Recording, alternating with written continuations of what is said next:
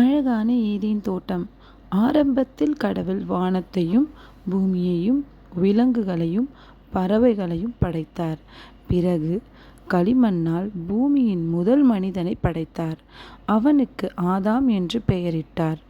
ஆதாம் தனியாக இருக்கக்கூடாது என்பதற்காக அவனுக்கு துணையாக ஏவாள் என்ற முதல் பெண்ணையும் படைத்தார். தோட்டத்தை பார்த்து கொள்ளும் பொறுப்பை ஆதாம் மற்றும் ஏவாளிடம் கடவுள் ஒப்புக் கொடுத்தார். அப்பொழுது கடவுள் அவர்களிடம், தோட்டத்தில் உள்ள எல்லா மரங்களின் பழங்களையும் நீங்கள் தாராளமாக சாப்பிடலாம். ஆனால் தோட்டத்தில் நடுவில் இருக்கும் நன்மை தீமை அறியும் மரத்தின் பழத்தை மட்டும் ஒரு பொழுதும் சாப்பிடக்கூடாது என்று கட்டளையிட்டார். அதை மீறி சாப்பிட்டால் அவர்கள் அந்த தோட்டத்தை விட்டு வெளியே வேண்டியிருக்கும் என்று எச்சரித்தார்.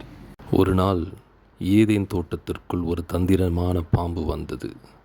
அது ஏவாளிடம் சென்று, நீங்கள் ஏன் அந்த நடுவில் இருக்கும் மரத்தின் பழத்தை சாப்பிடக்கூடாது என்று கேட்டது.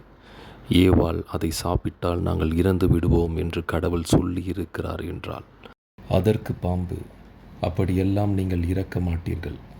அந்த பழத்தை சாப்பிட்டால் நீங்களும் கடவுளைப் போல நன்மை எது தீமை எது என்று அறிந்து கொள்வீர்கள் என்று பொய் சொல்லியது. பாம்பின் பேச்சை கேட்ட ஏவாளுக்கு அந்த பழத்தின் மீது ஆசை வந்தது. அவள் மரத்தில் இருந்து ஒரு பழத்தை பறித்து சாப்பிட்டாள். பின்னர் அதை தன் கணவனாகிய ஆதாமுக்கும் கொடுத்தாள். அவனும் அதை சாப்பிட்டான். பழத்தை சாப்பிட்ட உடனே தாங்கள் தவறு செய்து விட்டோம் என்பதை அவர்கள் உணர்ந்தார்கள். கடவுள் பேச்சை கேட்கவில்லை என்று பயந்து தோட்டத்தில் இருந்த மரங்களுக்கு பின்னால் போய் ஒளிந்து கொண்டார்கள். மாலை நேரத்தில் கடவுள் தோட்டத்திற்குள்ளாக வந்தார். ஆதாமையும் ஏவாளையும் கூப்பிட்டார். அவர்கள் பயந்து ஒளிந்து கொண்டார்கள். அவர்கள் தன் கட்டளையை மீறி பழத்தை சாப்பிட்டதை கடவுள் அறிந்து கொண்டார். கடவுள் சொன்ன பேச்சை கேட்காததால் அவர்களுக்கு தண்டனை கிடைத்தது. அவர்கள் இனி அந்த அழகான தோட்டத்திற்குள் வாழ முடியாது என்று கடவுள் கூறினார்.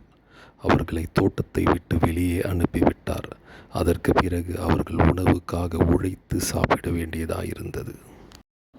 இந்த கதையிலிருந்து குழந்தைகள் கற்கும் பாடம் கீழ்ப்படிதல். பெற்றோர் மற்றும் பெரியவர்கள் நமக்கு நன்மைக்காக சில கட்டளைகளை இடும் பொழுது அதற்கு எப்பொழுதும் கீழ்ப்படிய வேண்டும்.